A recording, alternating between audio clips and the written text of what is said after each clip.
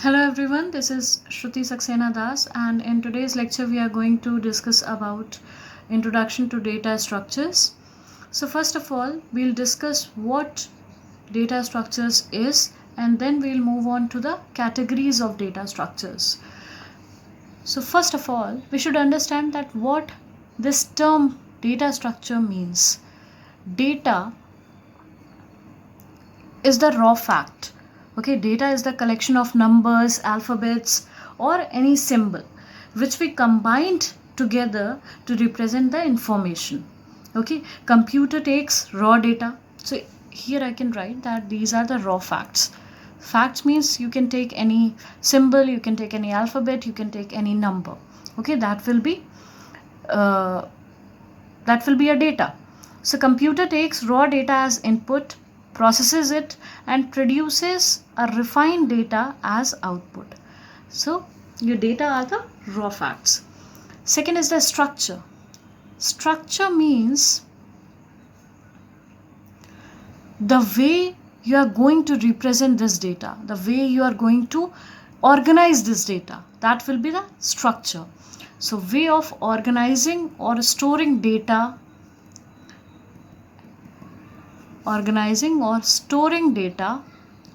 is your structure. Fine. So data structure is basically a way of organizing or storing data which not only considers the elements but also the relationship between them. Okay, so we need to know the logical relationship also between the elements that exist. Okay, so in this introduction or in today's lecture we are going to discuss about these things, that how relationship is considered and what are the categories of these data structures. So we'll move on to the categories. Data structure are basically of two type.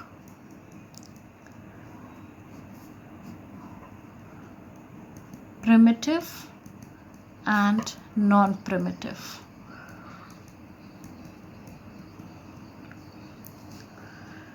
Primitives are the traditional ones, your data types, which are basically operated upon by machine instructions. Like we can take integer, character, float, and pointer.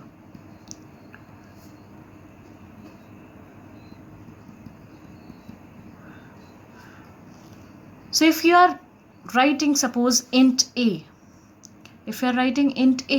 then this a is a variable of integer data type and it will store a memory, either 2 bytes or 4 bytes depending on your system. So whatever variable you are taking, with that variable, whatever data type you are giving, according to that data type, the storage is fixed. Okay, if you are taking suppose carry, so the same variable a is now storing character type of data, and character takes 1 byte. So that will be fixed. These are directly operated by machine instructions, all these primitive types. In non-primitive, we are having three categories. The first category is arrays. We'll discuss what arrays are. Second is list, and third is file. Okay. Arrays is a collection of homogeneous type of elements. Homogeneous, what do you mean by homogeneous type of elements? Homogeneous means same type of elements. If you are taking any array, see, if I am writing int a, then this a is a variable which is of integer data type. But with this a, if I'll use square brackets and I'll write some size, some number, so this a will become an array of integer data type. Okay, here I have mentioned size as 5. That means this particular array can store at max 5 elements. Okay, and an array index starts from 0. So it will be like this: 0, 1, 2, 3, 4. So all these 5 elements will be stored and the name of this array will be A. So array is a collection of homogeneous type of elements. And what is homogeneous over here? As I have written int, so all these 5 elements will be of integer data type. It cannot happen that first element you will take as integer, second element as character, third element as float. You cannot take like this. In an array, all the elements are of same data type. So in case if you are giving data type as integer, that means all the elements will be of integer data type. Now, your array stores element in consecutive memory location. What do you mean by consecutive memory location? It means that if the first element is stored at 1000 memory location, then the second element will be stored at 1002, then 1004. If integer is taking 2 bytes, right? So it will take 2 bytes and it will be stored in consecutive memory location, one after other. Okay, so that is your array. In case of array, you need to know that how you declare an array. And in case if you want to initialize an array, then there are 2 type of initializations. If you want to give elements in compile time, so you can write like this, int a of 5, and you can give elements as 10, 20, 30, 40, 50, like this.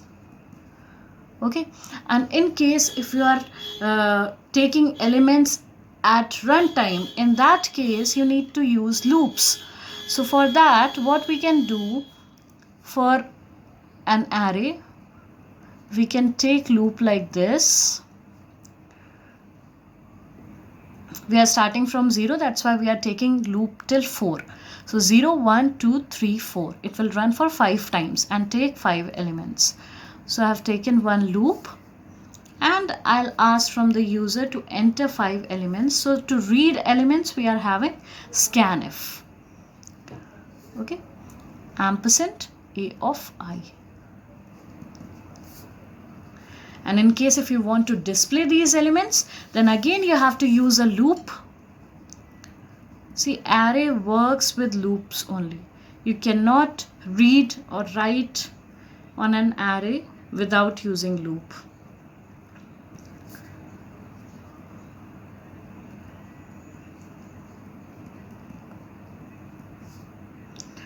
So it will be like this. Okay, so in case of array, if you want to read elements, for that we'll use a scanf, and scanf should be written inside a loop. If you are using 2-dimensional array, then you have to use 2 loops for this, I and j, because array will be of a of ij type. Okay, similarly for displaying the elements which we have read from the user, we can again use the loop and we can write like this, printf. So this is an array which only takes similar type of data. Like if you have written int a of 5, all the elements will be of integer data types only. The second category in non-primitive is list. If we talk about list, then again lists are of 2 types, linear and non-linear. First of all, we'll discuss what a list is, then we'll come on to linear and non-linear. List or linear linked list, okay, we'll discuss about it. So linked list is basically collection of nodes.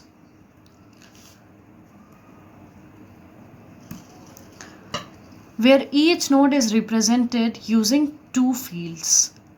The first field stores data, the second field stores the address of next element.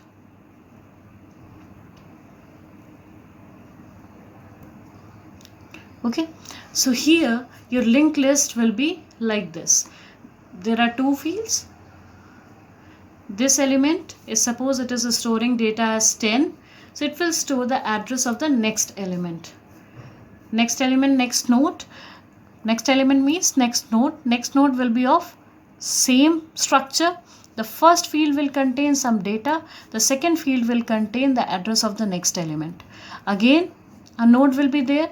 So first field will contain data, second field will contain the address of next node. Now suppose this is the last data in the linked list. Okay, we are having only 3 data fields, and we are having only 3 data elements, 10, 20 and 30. In that case, the last element should store null in the address field.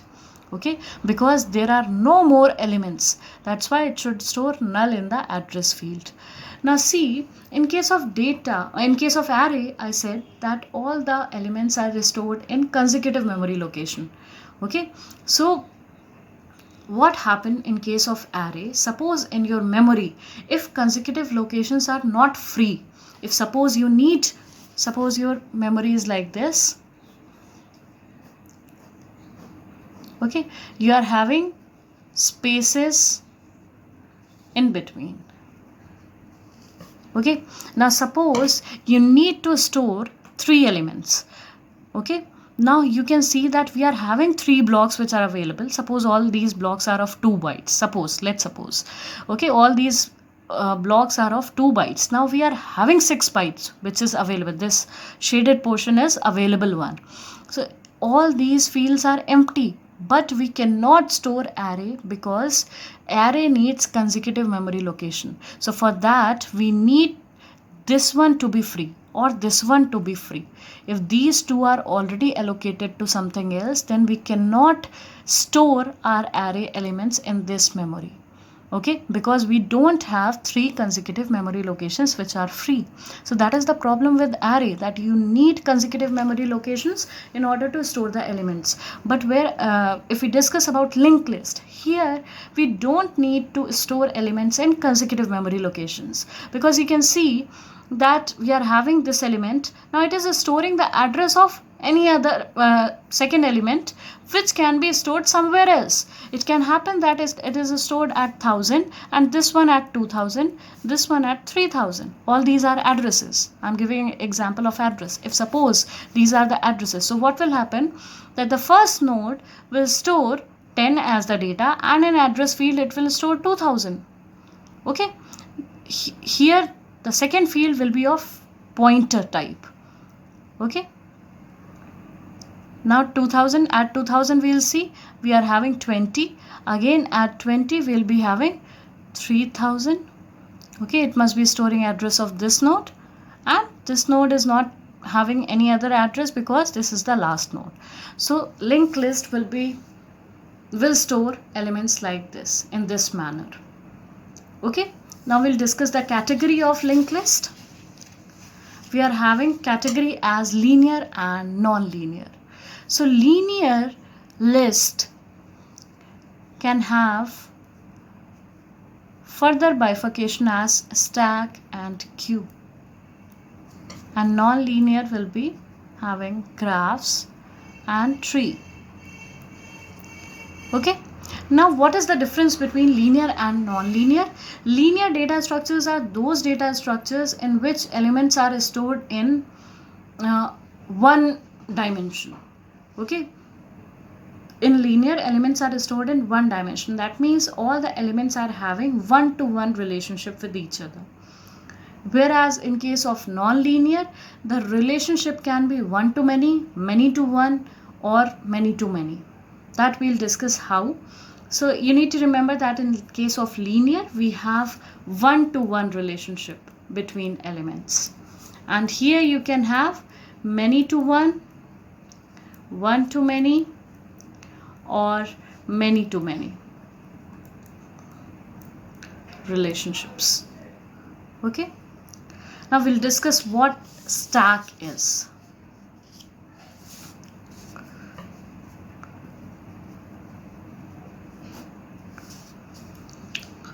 Stack is a linear data structure which follows LIFO rule, last in, first out. Okay, the last inserted element is deleted first. Okay, here stack is like this. Okay, we are having only one end to insert as well as to delete. That end will be known as top. Okay, suppose the size of this stack is 5. 0, 1, 2, 3, 4. Okay, the size we have taken as 5.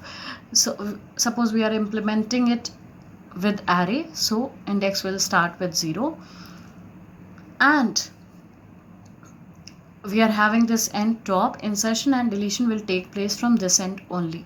So when you insert an element, what will happen? Initially the value of top will be -1.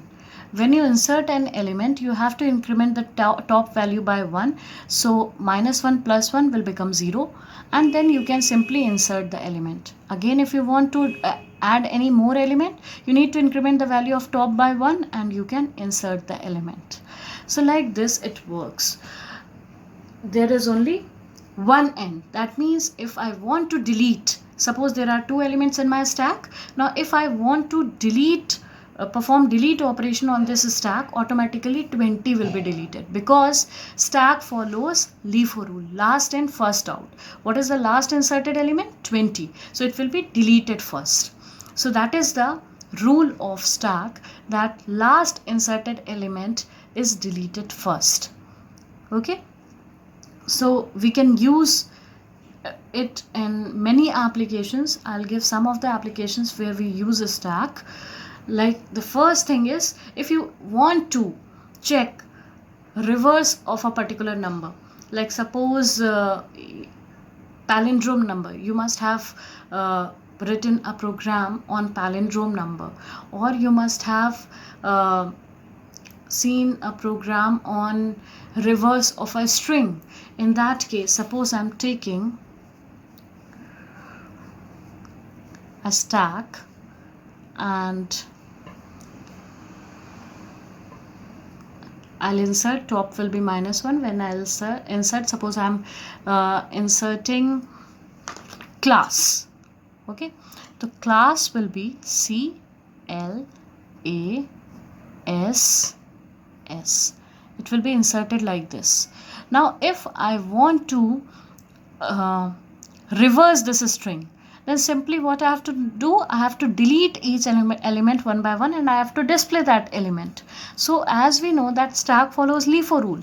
Once I have inserted all the elements, when I'll perform delete operation, then this S will be deleted first, then this S, then this A, then this L, then this C. So whatever answer you got, that is the reverse of the string which we added in the stack.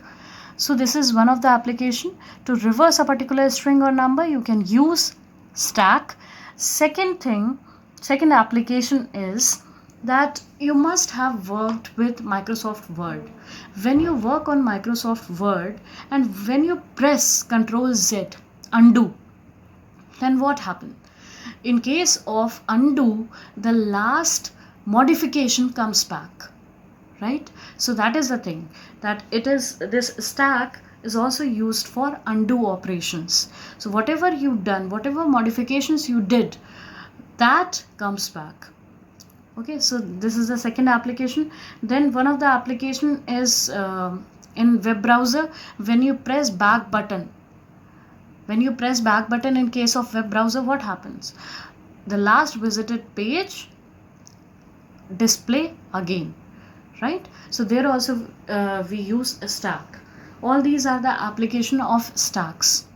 The next one is queue in linear one. Here you can see that all the elements are having one-to-one relationship with others. So next one is queue.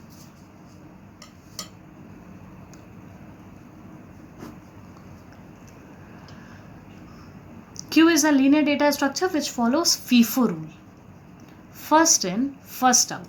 The element which is inserted first is deleted first, just opposite of stack. In a stack, what we discussed, that the element which is inserted last is deleted first, but here the first element which is inserted is deleted first. Okay, so here we are having two ends. Like in a stack we were having one end, here we are having two ends, front and rear. Okay, so suppose again we'll implement queue using array. We are taking size as 5, so this is the queue using array. Now there will be two ends, front and rear. Initially both the ends, front and rear, are -1. So whenever you insert any element, this front and rear is incremented with 1, element is inserted. After that, every time rear is incremented and element is inserted, again rear is incremented, element is inserted. But when you'll press delete option, when you'll try for delete option, at that time what will happen, the element which is pointed by front is deleted. Okay, front must be pointing to the first element only. So here it is 10, 10 will be deleted. So Q follows FIFO rule. FIFO means first in, first out. Here we inserted 10, 20, 30.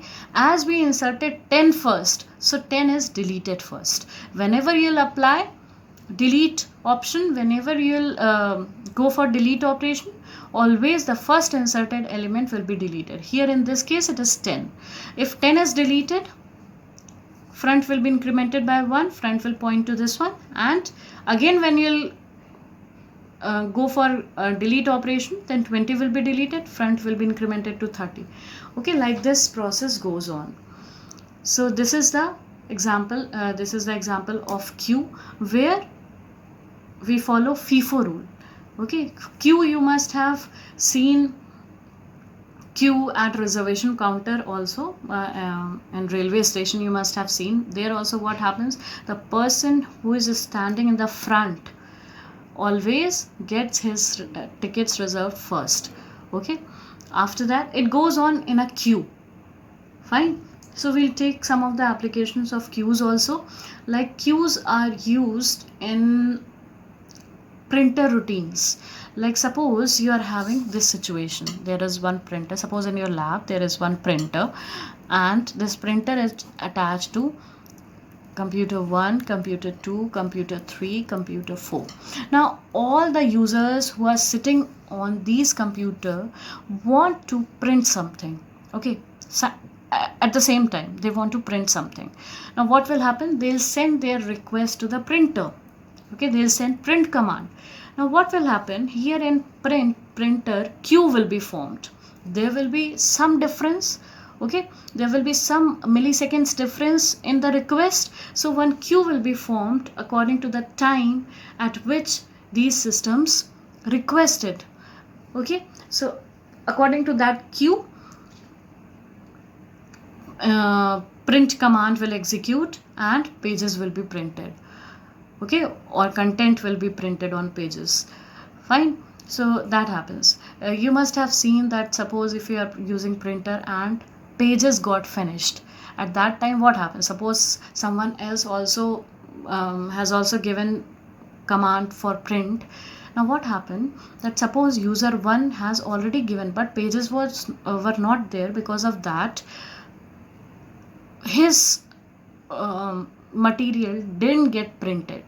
At that time what will happen, that this user 2, although he is also giving command and he is expecting that he'll get his content printed, but when he'll put pages, because pages got finished, when he'll put pages, the first command which was given by user 1, which was not completed because pages got finished, that will start printing.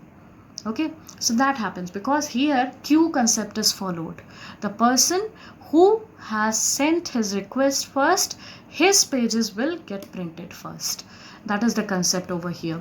Second application you must have observed, I don't know whether you have noticed that here also you follows FIFO or not, but definitely you have observed. You all must be using mobile phones. In your mobile phone there is incoming call list. Now that is fixed. Okay, suppose you are having maximum size as 50. Okay, so what happens there, when that list becomes full, at that time the person who called you first, his entry is deleted first, so that new entries can be added. So that is the concept. The person who calls you first, his entry is deleted first. There also we follow the concept of queue, FIFO, first in first out.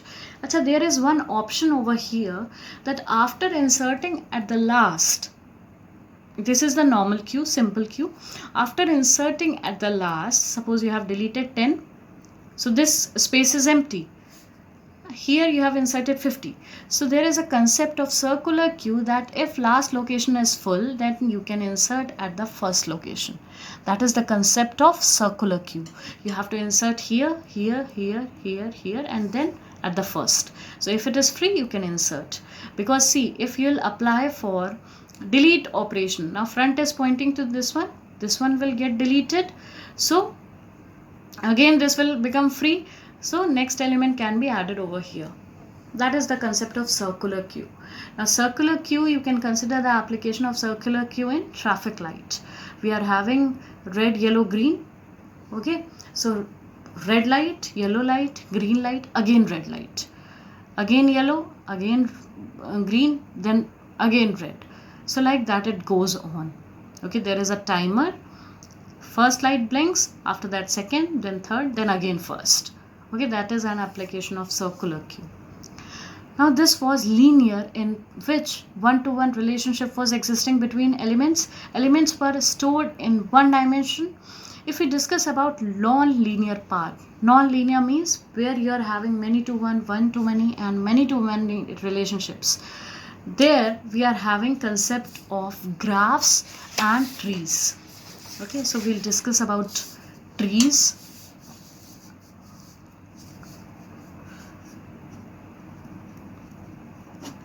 Trees are basically having some hierarchical relationship between elements. We'll be having one root node. Root node means topmost node. Then we'll be having child nodes. Then further we'll be having child nodes. So suppose this is 10, 20, 30, 40, 50. Suppose this is your tree. So here we are having one hierarchical relationship in which the root node is 10, and for 10 we are having two child nodes, 20 and 30. Again 20 is the parent for 40 and 50. So if we are having some hierarchical type of relationship, in that case we use trees. Okay, so here one more thing is there. Don't think that we store elements like this in memory. Elements are always stored in either you have to use array or you have to use linked list. Okay, so this will be stored in case you are taking array. So this will be stored like this. Total number of elements are 5. So at the first location 5 will be stored, which will indicate that there are 5 elements. Then root node, then child nodes of root node 20, 30, then 40, 50. So you have to store elements level by level. This is first level, this is second level, this is third level. Level by level you have to store elements. Okay, the first position indicates how many number of elements are there in tree. So like this you have to store. So in case if you want to have hierarchical relationship between elements, then we use trees. Okay, then we are having a concept of graphs. Trees, acha, one more thing, trees can be used, you must have seen hierarchy which is used in folders. You open one drive, then inside that drive you open one folder, then another folder. So some hierarchy is used. Similarly, in domain name systems also some hierarchy is used. We are having some sites with .com, we are having some sites with .edu, like that we are having. Okay, on the basis of country also we are having, on the basis of education, whether it is commercial or not, like that we are having domain name system. It is also one hierarchy. So there also we make use of trees. So wherever you need any hierarchy, there we make use of trees. Next one is graph. So you can see that like here in graph you can see that graph can be like this. One element is connected to two elements. Here also you must have seen in tree, one element is connected to two elements. Here we are not having one to one relationship. Here we are having one to many relationship. This 10 is attached to 20 and 30, not one element, two elements. Okay, here also in graph you can see that you can have multiple connections. One element can be attached to more than one element. Like here, this element A is attached to B and C.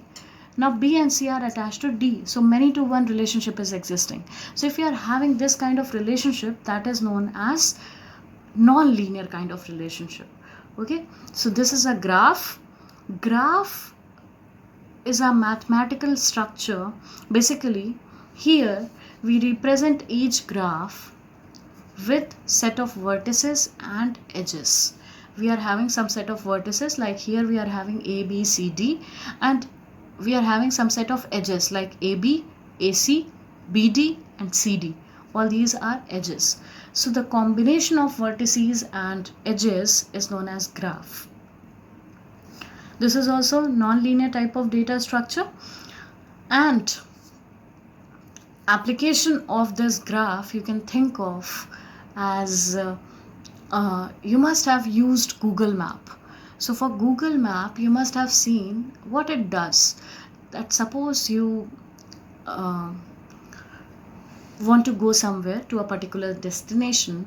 Now for that destination it can you might have multiple routes, but your Google Map gives you the best route. Best in what sense? Best in time. It should take less time. You should get less traffic. On the basis of these criterias, it finds out a best route to reach your destination in less time, right? So that is one of the example of graphs. Now we can have multiple operations on these data structures. We can perform multiple operations. So we'll quickly discuss what all operations we can perform.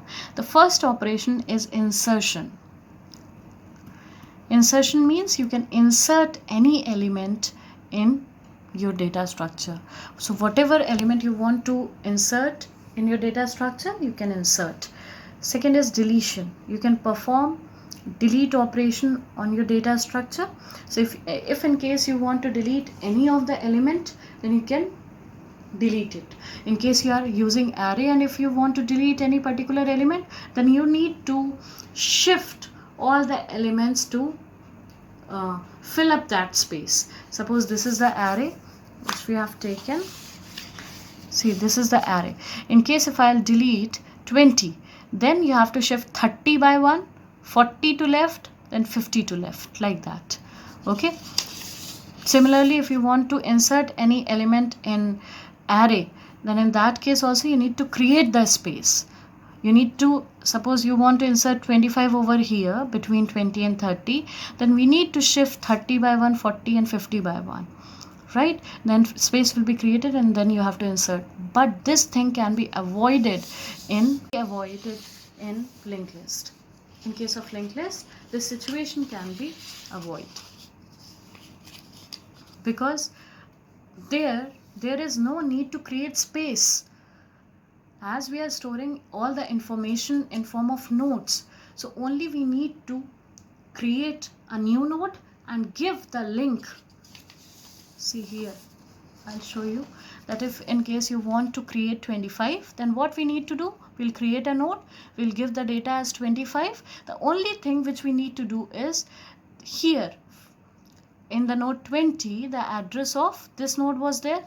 Now this should store the address of this new node, and this new node next feed should store address of this one. So this link will be destroyed. So automatically this will get inserted in between. There is no need to create space, extra space. There is no need to shift all the elements. So that is the beauty of linked list. Now next one is insertion, deletion. Then the next one is searching. If you want to search any particular element, we can search it. So we can perform this operation. Then sorting. Sorting means arranging elements in either ascending or descending order. So if you want to arrange all the elements in some particular order, then that will be known as sorting. Then traversing. Traversing means that you have to print all the elements. You have to print all the elements. That is known as traversing. Displaying all the elements basically. Then we are having merging. So suppose you are having two arrays, we can merge it and we can have one array instead of two. Similarly, linked list also can be merged. Stacks also can be merged. Queues also can be merged. Okay, so we can have these operations. These are the main operations which we can perform on any data structure. We can insert, we can delete, we can search, we can sort, we can traverse or merge. So these are the operations which we use for data structures. So I hope all these concepts are clear. You need to remember this diagram because it contains everything. Okay, primitive and non-primitive, then we are having this particular bifurcation and categorization. So you need to remember this. I hope you must have understood. In case of any confusion, in case of any query, you can write your query in the comment section. Thank you so much.